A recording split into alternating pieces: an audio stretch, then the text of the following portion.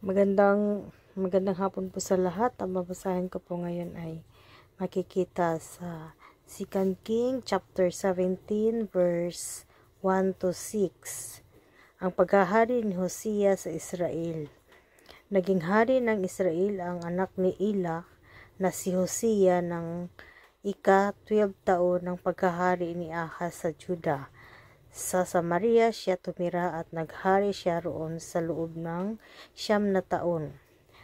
Masama ang ginawa niya sa paningin ng Panginoon, pero hindi kasama ng ginawa ng mga hari ng Israel na nauna sa kanya.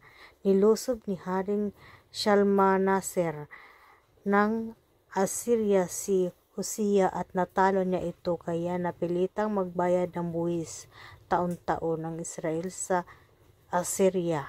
Pero nagplano si Hosea laban sa hari ng Assyria sa pamamagitan ng paghingi ng tulong kay Haring Su ng Ehipto para makalaya sa kapangyarihan ng Assyria. Hindi rin siya nagbayad ng buwis katulad ng ginawa niya taon-taon. Nang malaman ng hari ang Assyria na nagtraidor si Hosea, ipinadakip niya ito at ipinakulong. Pagkatapos nilusob ng hari ang Assyria ang buong Israel sa loob ng 3 taon. Pinaligiran niya ang Samaria. Ng ika-9 na taon ng paghahari ni Hosea, sinakop ng hari ng Assyria ang Samaria at dinala ang mga taga-Israel sa Assyria bilang ng mga bihag. Pinatira niya sila sa lungsod ng Hala, sa mga lugar na malapit sa ilog ng Habor sa Gusan at sa mga bayan ng Media. Yun lang po, purihin ang Diyos. God bless. Magandang gabi po sa ating lahat. Ngayong gabi po ang aking babasahin ay mula sa ikalawang mga hari, chapter 17, verses 7 to 12. Nangyari ito sa mga Israelita sapagkat nagkasala sila kay Yahweh na kanilang Diyos na naglabas sa kanila sa Ehipto. Mula sa pagpapahirap ng paraon na hari ng Ehipto, sumamba rin sila sa ibang mga Diyos. At ginaya ang mga kaugalian ng mga bansang itinaboy ni Yahweh mula sa lupaing sinakop nila. Bukod dito, sumunod sila sa mga kaugaliang pinasimulan ng mga hari ng Israel. Sila'y gumawa ng mga bagay na labag sa kalooban ni Yahweh. Pumili sila ng mga sagradong burol sa bawat bayan mula sa pinakamaliit na nayon hanggang sa pinakamalaking lungsod. Naglagay din sila ng mga haligi at mga rebulto ni Asherah sa mga burol at sa bawat dili ng mga punong kahoy. Doon sila nagsusunog ng insenso, tulad ng ginawa ng mga bansang pinalayas ni Yahweh sa mga lupaing sinakop nila. Nagalit si Yahweh sa kanila dahil sa mga kasamaang ito. Naglingkod sila sa mga Diyos-Diyosan na mahigpit na ipinagbabawal ni Yahweh. Yun lamang po. Amen. Ang pagpalang gabi po sa ating lahat. Ang akin pong babasahin ngayon ay mula sa libro ng Ikalawang Hari, chapter 17, verses 13 to 18. Paulit-ulit na nagpapadala ang Panginoon ng mga propeta para bigyang babala ang Israel at ang Juda. Itigil ninyo ang mga kasuklam ninyong ginagawa. Sundin ninyo ang mga utos ko at tuntunin ayon sa kautusan na iniutos ko sa inyong mga ninuno at ibinigay ko sa inyo sa pamamagitan ng aking mga lingkod na propeta. Pero hindi sila nakinig. Matitigas ang ulo nila katulad ng mga ninuno nilang walang tiwala sa Panginoon na kanilang Diyos. Itinakwil nila ang tuntunin ng Panginoon, ang kasunduang ginawa niya sa mga ninuno nila, at hindi rin sila nakinig sa mga babala niya. Sinunod nila ang mga walang kwentang Diyos-Diyosan at sila'y naging walang kwenta na rin. Ginawa nila ang mga bagay na pinagbabawal ng Panginoon na ginagawa mga bansang nakapalibot sa kanila. Itinakwil nila ang lahat ng utos ng Panginoon na kanilang Diyos. Gumawa sila ng larawan ng 2 guya at posting simbolo ng Diyosang si Asherah. Sumamba sila sa lahat ng bagay na nasa langit at kay Baal. Inihandog nila ang anak nila sa apoy, sumangguni sila sa mga manghuhula, gumamit ng pangkukulam, at ipinagbili ang sarili nila sa paggawa ng masama sa paningin ng Panginoon. At ito ang nakapagpagalit sa kanya. Galit na galit ang Panginoon sa Israel, kaya pinalayas niya ang mga ito sa harapan niya. Ang lahi lang ni Juda ang natira sa lupain. Amen. God bless po. Magandang gabi po sa ating lahat. Ang babasahin ko po ngayon ay mula po sa aklat na Ikalawang Hari, chapter 17, verse 19 to 23. Pero kahit ang mga taga-Juda ay hindi rin sumunod sa mga utos ng Panginoon na kanilang Diyos, ginawa rin nila kung ano ang mga ginawa ng mga taga-Israel. Kaya itinakwil ng Panginoon ang lahat ng mamamayan ng Israel. Ibinigay niya sila sa mga kaaway nila bilang parusa hanggang sa mawala sila sa kanyang presensya. Nang ihiwalay ng Panginoon ang Israel sa kaharian ni David, ginawang hari ng mga taga-Israel si Jeroboam na anak ni Nebat. Hinikayat ni Jeroboam ang mga taga-Israel sa pagtalikod sa Panginoon at siya ang nagtulak sa kanila sa paggawa ng napakalaking kasalanan. Nagpatuloy sa pagsunod ang mga taga-Israel sa mga kasalanan ni Jeroboam at hindi sila tumalikod dito. Hanggang sa pinalaya sila ng Panginoon sa kanyang harapan, ayon sa babala niya sa kanila sa pamamagitan ng lingkod niyang propeta. Kaya binihag ng Assyria ang lahat ng mamamayan ng Israel at doon sila nakatira hanggang ngayon. Amen. God bless po. Magandang araw po sa lahat. Ang babasahin ko po ngayon ay makikita sa 2 King chapter 17 verse 24 to 29.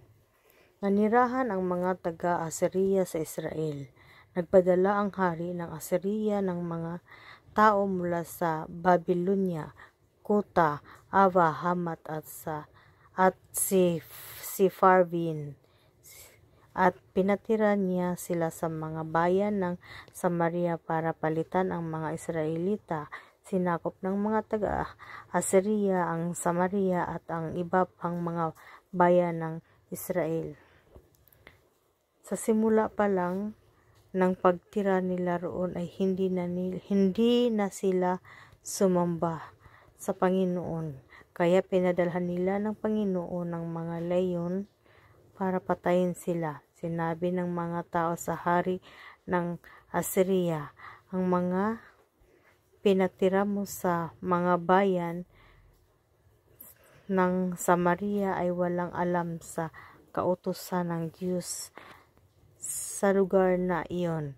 Kaya nagpadala siya ng mga leyon para patayin sila dahil hindi nga nila nalalaman ang kanyang kautusan. Kaya nagutos ang hari ng Assyria pabalikin sa Samaria ang isa sa mga pari na binihag natin.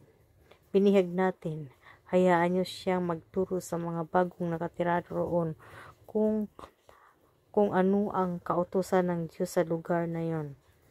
Kaya ang isa sa mga pari na binihag mula sa Samaria ay bumalik at tumira sa Bitil at tinuruan niya ang mga bagong nakatira roon kung paano sambahin ang Panginoon. Pero ang iba't ibang grupo ng mga taong ito ay patuloy pa rin sa paggawa ng sarili nilang mga diyos-diyosan. Sa bawat bayan ng tinitirhan nila ay nilalagyan nila ng mga diyos-diyosan sa mga sambahan sa matataas na lugar na ginawa ng mga taga-Samaria. Yun lang po rin ang Diyos. God bless. Hello po, ang aking pong Bible verse for today is from 2 Kings chapter 17 verses 30 to 35. Si Sukot Benot ang Diyos na ginawa ng mga taga-Babylonia. Si Nergal ang ginawa ng mga taga-Kuta at si Asima ang sa mga taga-Hamat. Si Nibkas at Tartak ang sa mga taga-Abas.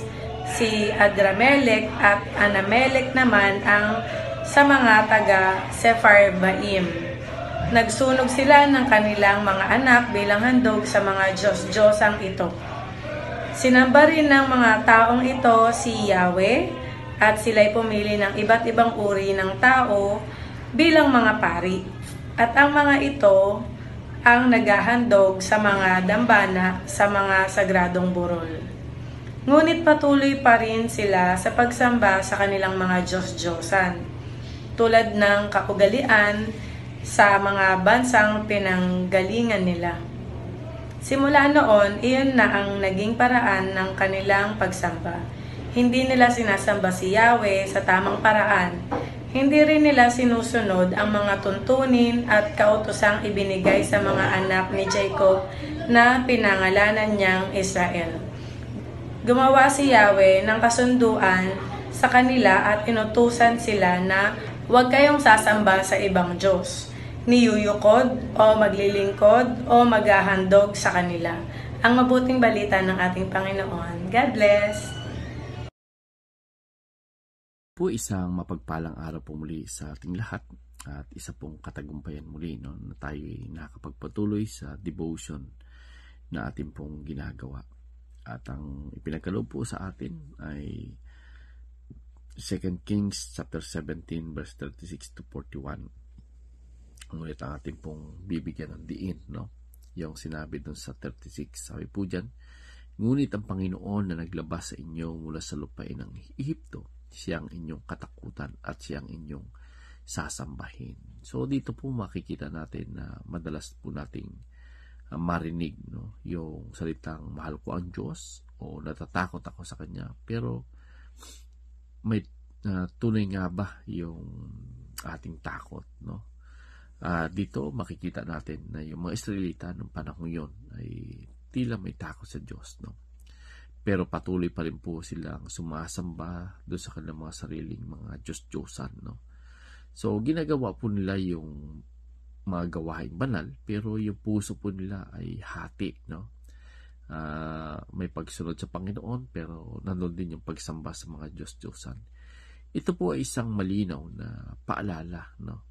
Na hindi tumatanggap ang Diyos yung hati-hating pagsamba. Kumbaga, sumasamba ka doon sa Diyos-Diyosan, tapos sumasamba ka rin sa Panginoon. Hindi po tumatanggap yung ating Diyos ng may kahati na pagsamba. So, sa ating pong panahon, naaring hindi tayo sumasamba sa ribulto, pero minsan inuuna po natin yung ating sariling kagustuhan. Opinyon ng tao, sa pera, sa trabaho, kaysa sa Diyos, no? So dito yung ating pong pagsunod sa Diyos, minsan po ay hinahaluan natin ito ng mga salungat doon sa kanyang kalooban. So madalas po niyan, unti-unti po maapektuhan yung ating pananampalataya. At ito po yung may pamamana natin doon sa susunod na henerasyon. So yung tunay po na takot sa Diyos ay hindi lamang po ito respeto. Ang kailangan po ay kailangan andun yung buong pusong pagsunod. So, ibinigay po sa atin ng Panginoon yung kanyang salita, pero wag po natin itong baliwalain, kundi ito po ay dapat sundin. So, sa kanya po ang lahat ng papuri, katapatan at pagsamba. Puri po muli ang Panginoon, and God bless everyone.